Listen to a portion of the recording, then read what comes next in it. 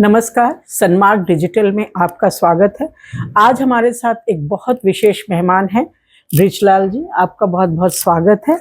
आपका परिचय, आप भाजपा से राज्यसभा सांसद हैं और आप पूर्व डीजीपी हैं, उत्तर प्रदेश के रहे हैं और आतंकवाद से और आतंकवादियों से निपटने का उनका बहुत अच्छा अनुभव रहा है। लेकिन आज हम उनसे जिस विषय पर बात कर रहे हैं वो ये है कि अभी ऑपरेशन सिंदूर पर भारत ने जो डिप्लोमेटिक प्रतिनिधि मंडल भेजे थे उसमें आप उस प्रतिनिधि मंडल में शामिल थे। हम आज उनसे जानना चाहेंगे कि आपने जिन जिन देशों का दौरा किया उसमें आप भारत का पक्ष कितनी मजबूती से रख पाए। हम लोग पहले गए जापान, फिर साउथ कोरिया, सिंगापुर, इंडोनेशिया और मलेशिया, 5 देशों गए और ये ऑल पार्टी डेलीगेशन था। हमारे इसमें सभी पार्टी के थे। सीपीआईएम के जान बिट्टास थे, सलमान खुर्शीद साहब हमारे विदेश मंत्री रहे, उनको विशेष अतिथि के रूप में ले गए। हमारे यहाँ टीएमसी के अभिषेक बनर्जी थे और हमारे जो पार्टी लीडर थे वो जनता दल यूनाइटेड के थे।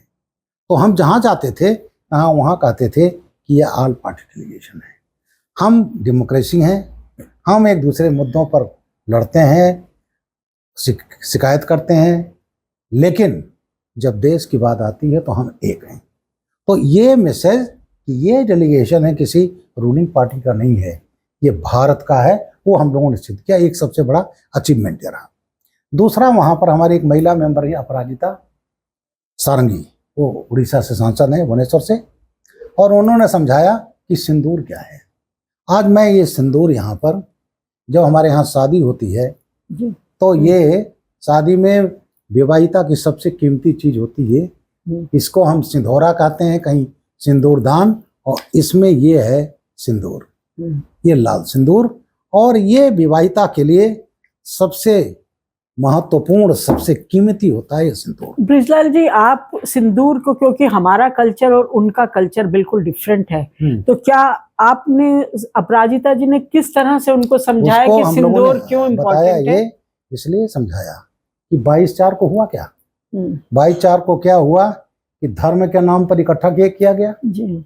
कलमा पढ़ो, हिंदू अलग किया, कई नवविवाहिता थी, नया सिंदूर लगा था।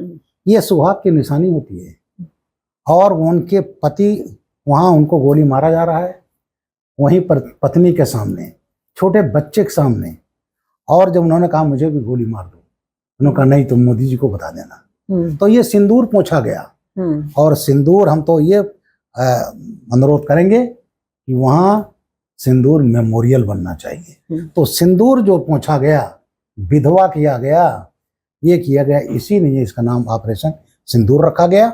और हमारा टारगेट, हमने दुनिया में यही कहा, हमारा टारगेट था केवल आतंकवादी, हमें पाकिस्तान के सिविलियन से कोई लेना देना नहीं था। सबसे बड़े खुश थे वो कई देशों के लोग कि हमारा जो एक्शन था प्रिसाइज था। वो गया तो रात में ऑपरेशन किए और जा करके आतंकवादी ठिकानों पर गया और हमने तबाह कर दिया। पाकिस्तान की पोल तब और खुल गई जब आतंकवादी मरा रहा है, उसका फ्यूनरल हो रहा है, पाकिस्तानी झंडे में लिपट कर जा रहा है और उनके जनरल उसको सल्यूट कर रहे हैं, और आर्मी चीफ जनरल मुनीर का गुलदस्ता उस लाश पर रखा है, तो अपने आप में प्रूफ है। दूसरा, हमने कहा यह आतंकिस्तान है। ओसामा बिन लादेन कहाँ मिला? पाकिस्तान में जी। हमारा प्लेन किसने हाईजैक किया? 16 दिसंबर 1099 को काठमांडू से पाकिस्तान में अजहर मसूद को छुड़ाने के लिए, और वही अजहर मसूद सबसे ज्यादा नुकसान, 14 लोग उसी के मारे गए हैं। तो हमने, उन्होंने कहा प्रिसीजन स्ट्राइक किया, उसमें कोई पाकिस्तानी सिविलियन हताहत नहीं हुआ। उसके बाद हमने कहा कि हमारा केवल टारगेट है, लेकिन जब पाकिस्तान ने हमारे ऊपर हमला बोला तो हमने उसके 11 एयरबेस तबाह कर दिए, वो भी प्रिसीजन स्ट्राइक था। और जब नूर खां एयरबेस को हमने अटैक किया तो यहाँ इनका पाकिस्तानी, वहीं वो है एटॉमिक इंफ्रास्ट्रक्चर पूरा, तब ये घुटनों पर आ गए।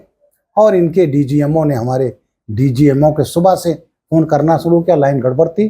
पाकिस्तानी हाई कमीशन में आया, हाई कमीशन ने कहा, तब बात किया, उन्होंने कहा हम सीज फायर चाहते हैं, तो हमने सीज फायर, दुनिया को हमने कहा हम पीस लविंग हैं, हम शांति चाहते हैं, हम डेवलपमेंट चाहते हैं, और शांति जब होती है तभी विकास होता है।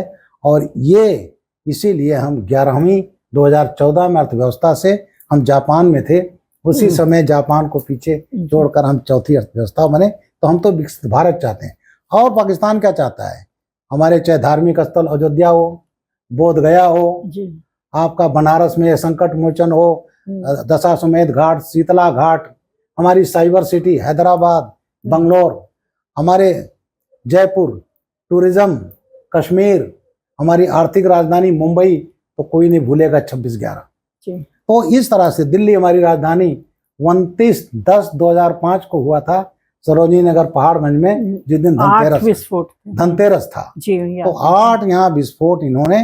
तो पाकिस्तान ये चाहता था कि इसको एक ऐसा देश बना दिया जाए जहाँ कोई इन्वेस्टमेंट ना आए, कोई ना आए तो विकास नहीं होगा, जिस तरह वो कटोरा लिए घूम रहा है। लेकिन मोदी जी ने जीरो टॉलरेंस जब घोषित की तो आज उसका करें हम जंप करके 11 से 4 पर पहुंच गए।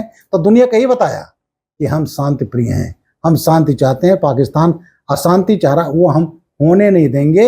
और अब न्यू नॉर्मल है, आतंकवादी घटना किया तो हम घुसकर मारेंगे, वार समझेंगे। आपके प्रतिनिधि मंडल में अभिषेक बनर्जी थे, टीएमसी के नेता, और यहाँ पर घर में जब मोदी जी बंगाल गए और उन्होंने ऑपरेशन सिंदूर की बात की, तो ममता बनर्जी जी ने, उनका रवैया थोड़ा अलग किस्म का था। तो आपके साथ जब वो विदेश में रहे तो वो उनका कैसा रुख था? उनका रवैया बहुत बढ़िया रहा, मैं बधाई देता हूँ। Shyam steel flexi strong TMT बार, ये स्ट्रॉन्ग के साथ फ्लेक्सिबल भी है। आपदा मुसीबत कोई भी आए, ये घर को अटूट बनाए। जब TMT फ्लेक्सी स्ट्रॉन्ग, तो घर रहे हमेशा के लिए स्ट्रॉन्ग। ये स्टाइल का मामला है, रूपा फ्रंटलाइन।